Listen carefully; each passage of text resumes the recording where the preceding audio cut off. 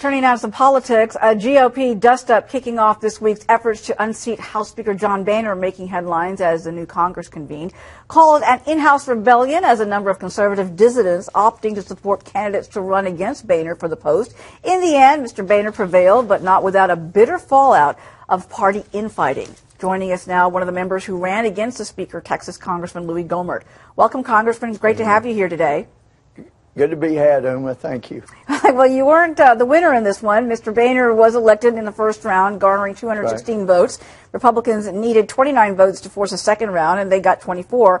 You got 3 of those votes, with the other candidates sharing the rest. The reason for the revolt, you and others feel that the Speaker has done little to cut spending and fight the President's immigration and health care policies. Do you believe that he now grasps the frustration that exists within the party about his leadership? Well, he did win the race. He was making some frantic calls on Tuesday morning because they realized, whoa, he stood a good chance of losing. They may say now they weren't worried, but they were sure making calls.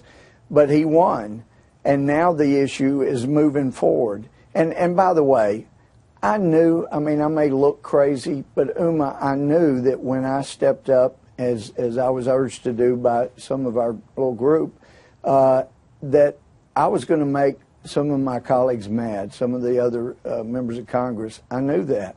And I knew that once I announced that chances were good, I'd be the last person they would elect if we went back into a conference. But the goal was to get the votes that we needed to throw it to a second ballot, and if that didn't work, to a third. But somewhere between the second and third, we would have ended up having a conference, and at some point the Speaker would have realized that he couldn't win, and it wouldn't have been me, but there would have been a compromise that the entire conference would have agreed on. But as it is, he won, so now we go forward. And actually, Uma, we had a very good conference yesterday.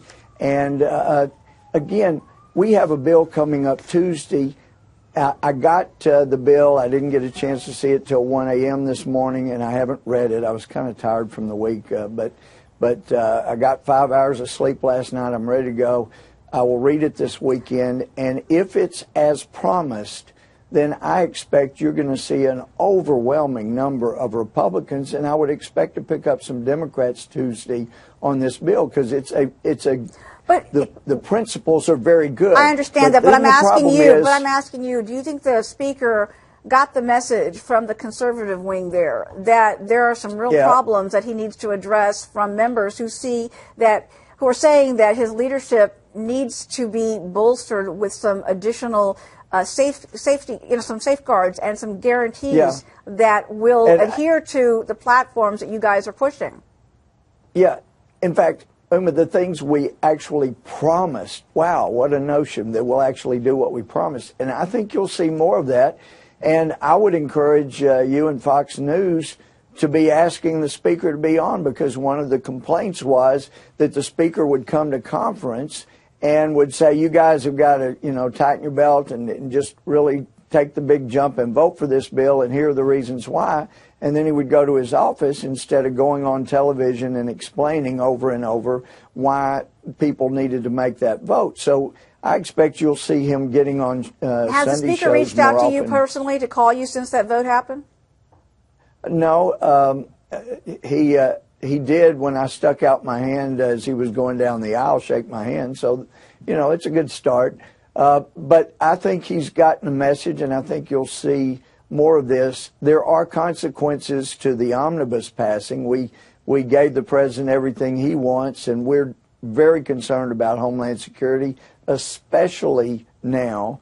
And so we'll see. The president says he'll veto the bill we pass. And then Uma, that's where we'll have the real test of leadership, whether our leadership will help us stand our ground and fight for our Homeland Security that we need so desperately, or are they going to cave again? And I'm hoping that the Speaker got the message. Hey, that hope springs eternal. Even after a loss, you get up, you dust yourself off, and you move on. There and you I go. think we're ready to do that. Well, terrific. Thank you, Congressman, for joining us today. We really appreciate it. From the great state of Thank you. Texas. It's always good to be with you. Tell the folks in Texas hi for me.